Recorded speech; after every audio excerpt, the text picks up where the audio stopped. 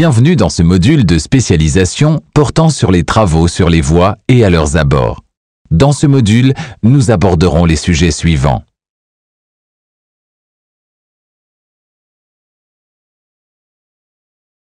Consultez le fascicule 61 qui apporte des dispositions complémentaires sur les marchés publics de travaux, de livraison et de services, et le fascicule 63 qui porte sur les mesures de sécurité et de santé lors de l'exécution de marchés gérés par Infrabel.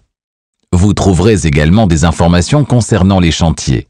Cela signifie que le fonctionnaire dirigeant ou son délégué et éventuellement le coordinateur sécurité peuvent donner des instructions différentes ou supplémentaires en cas de situation changeante, par exemple comme en cas de changement du dispositif de sécurité.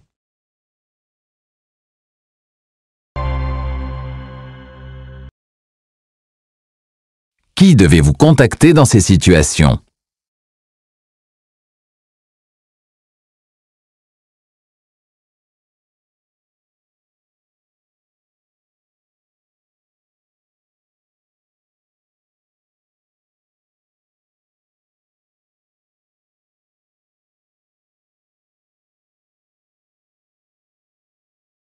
Trafic Control assure le suivi du trafic en temps réel. Son personnel coordonne les interventions sur le terrain. Ils sont en contact direct avec les cabines qui contrôlent et commandent les appareils de voie et signaux. Si une voie ou la caténaire est endommagée, par exemple, ou si la voie n'est pas praticable à cause d'une intrusion imprévue, Trafic Control contacte alors les cabines concernées ou le répartiteur ES concerné pour interrompre le trafic ferroviaire et ou mettre la caténaire hors tension. Contactez-les pour tout incident pouvant avoir un impact sur le trafic ferroviaire. Trafic Control est joignable en permanence à ce numéro 02 525 91 40. Contactez le Security Operations Center lorsque vous êtes confronté à une agression, à du vandalisme ou à du vol. En d'autres termes, des incidents n'ayant aucune influence sur le trafic ferroviaire. Le Security Operations Center est également joignable en permanence au 0800 30 230 ou au 02 525 25 25. Enregistrez déjà ces numéros importants dans votre téléphone portable.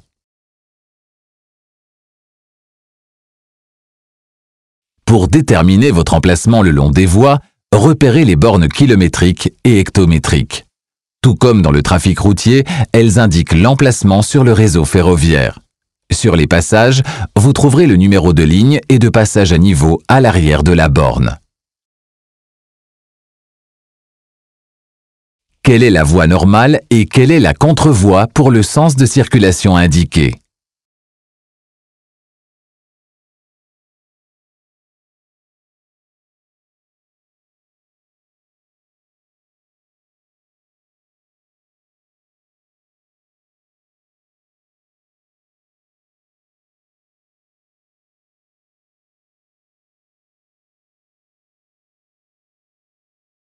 En principe, dans le cas des kilomètres allant croissant, la voie A est toujours la voie de gauche, mais vous pouvez également le déterminer comme suit.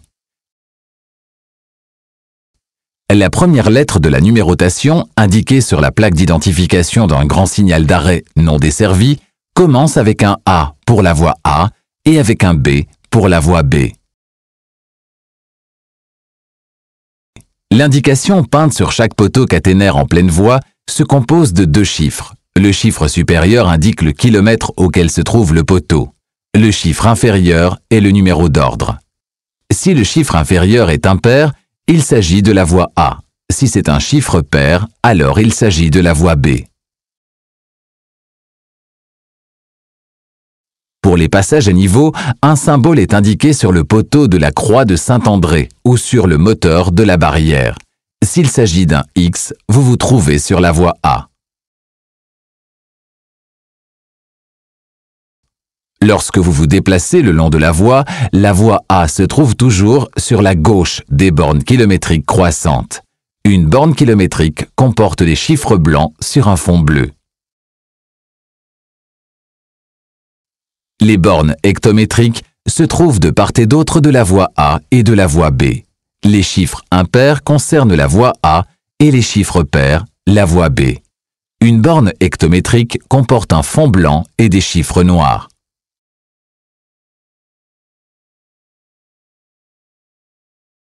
Vos vêtements de travail dépendent de vos activités. Soit vous vous déplacez, soit vous effectuez des travaux dans les voies et leurs abords.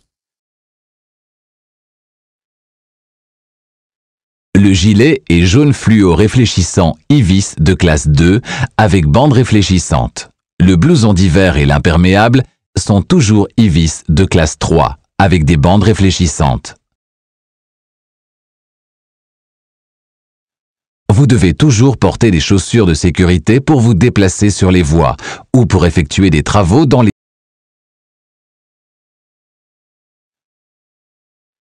Le gilet est jaune fluo réfléchissant IVIS de classe 2 avec bande réfléchissante.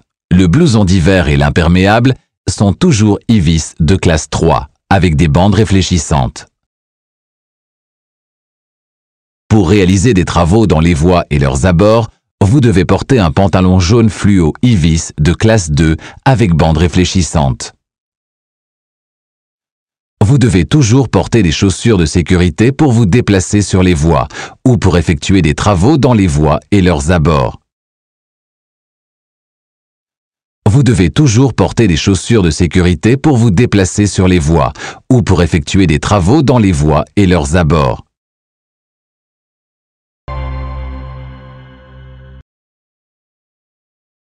L'entrepreneur et ses employés doivent respecter la loi relative aux travailleurs isolés.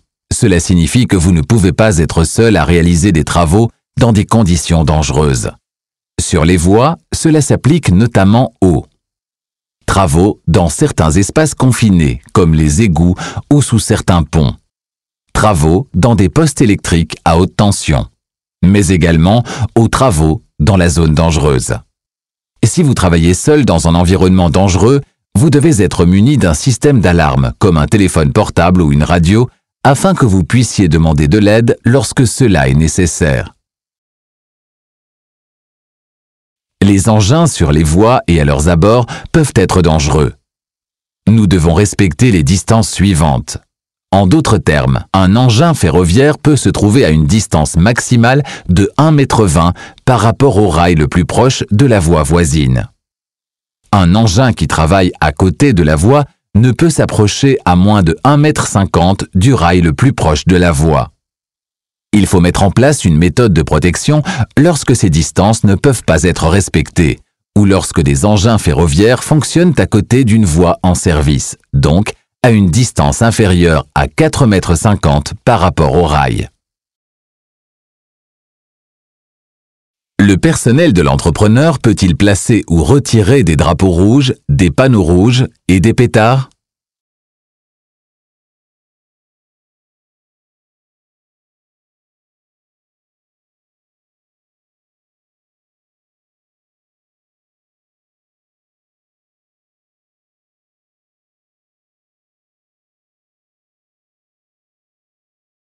Tous les câbles et appareils de la caténaire sont sous très haute tension.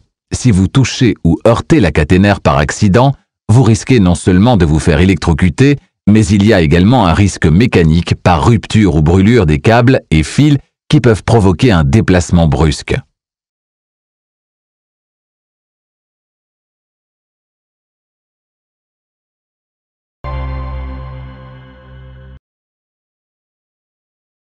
Lorsqu'il y a des travaux sur les voies, nous avons le choix entre deux méthodes de protection, les systèmes de protection et les dispositifs d'annonce.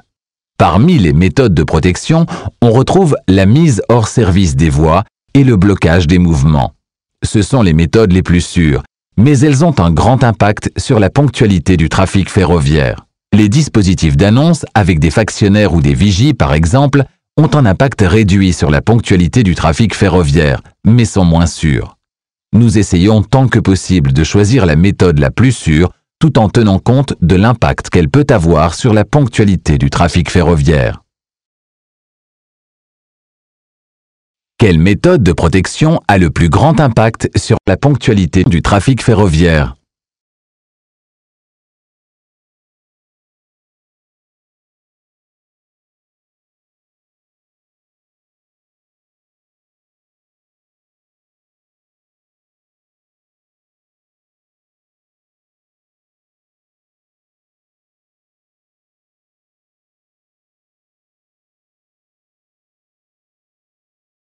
Une méthode de protection n'est pas nécessaire lorsque vous vous déplacez le long des voies à l'écart de la zone dangereuse, sur les routes de service ou les chemins de travail.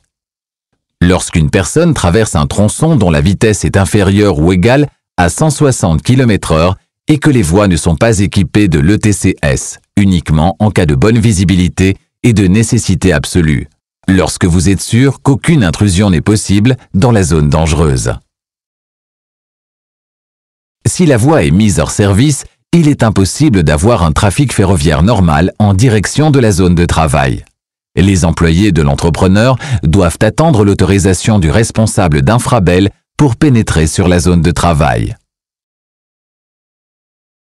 Lors du blocage des mouvements, le trafic ferroviaire en direction de la zone de travail est retenu à l'aide de la signalisation. La signalisation de la zone concernée est inactive.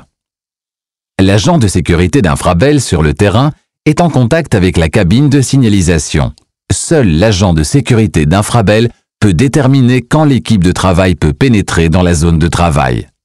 Ce même agent de sécurité annonce aux employés de l'entrepreneur l'emplacement de dégagement sûr et le chemin pour s'y rendre. Les employés de l'entrepreneur sont tenus de suivre les instructions de l'agent de sécurité d'Infrabel.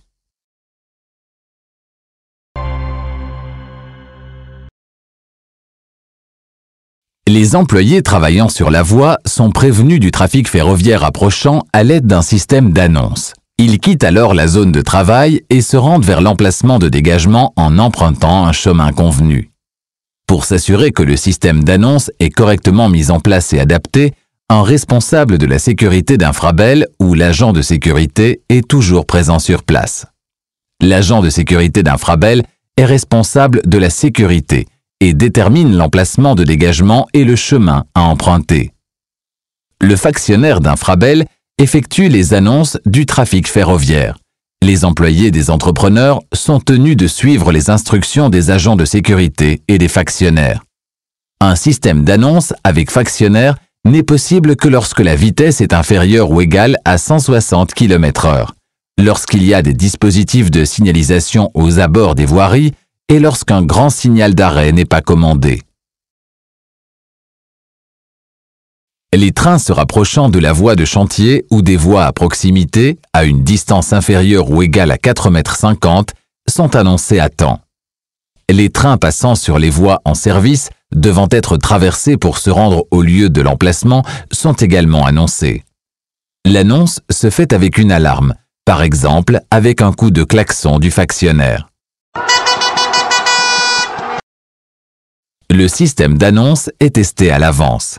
Il faut prévoir suffisamment de temps pour évacuer le matériel, les outils et le personnel de la voie, s'assurer que la voie est suffisamment bonne pour être parcourue, empêcher les éventuels incidents lors de la libération de la voie, le temps de percevoir et de transmission. Enfin, il faut également prévoir une marge de sécurité. Parmi les affirmations suivantes sur les systèmes d'annonce, lesquelles sont correctes?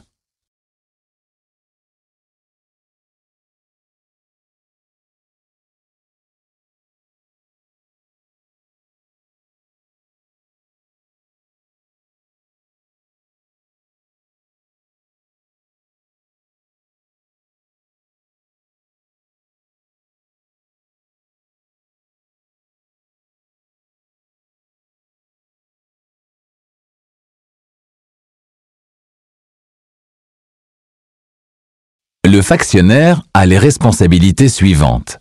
Il est toujours vigilant. Il veille à sa sécurité et à celle de ses collègues. Il émet un avertissement ou une alarme lorsqu'il y a du mouvement à proximité ou en cas de mauvaise visibilité. Il ne quitte jamais son poste sans autorisation de l'agent de sécurité et enfin, il ne participe jamais aux travaux.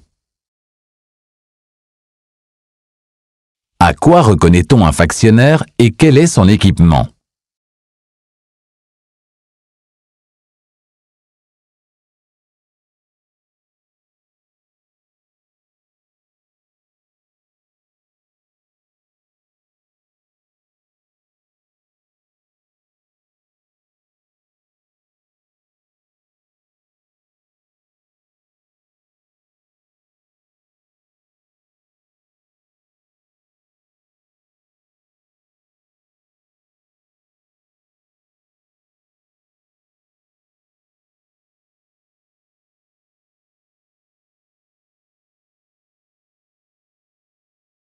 Si au moins 1 ou 2 employés travaillent sur la voie, un employé qui veille à la sécurité ou un vigile peuvent remplacer le factionnaire. Si l'entrepreneur dispose d'un personnel formé ou compétent, il peut lui-même mettre en place un vigie. Ce vigie a les mêmes obligations qu'un factionnaire, mais il n'a pas besoin d'avoir le même équipement. D'après vous, quelles sont les étapes à suivre lorsque vous entendez une alarme pendant vos travaux dans la zone dangereuse?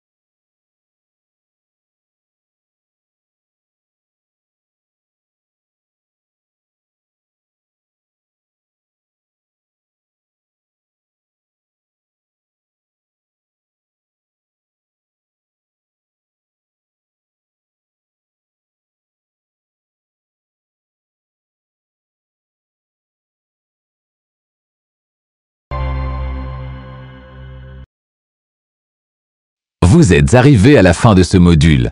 Résumons brièvement ce que nous avons appris.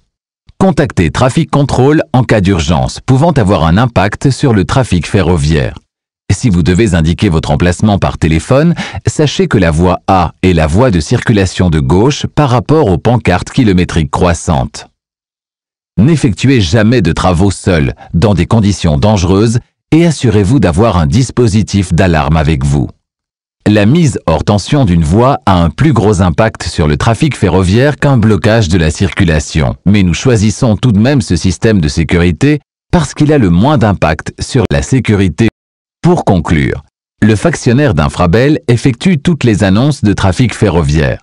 L'agent de sécurité détermine l'emplacement de dégagement et le chemin pour s'y rendre. Vous êtes tenu de suivre leurs instructions.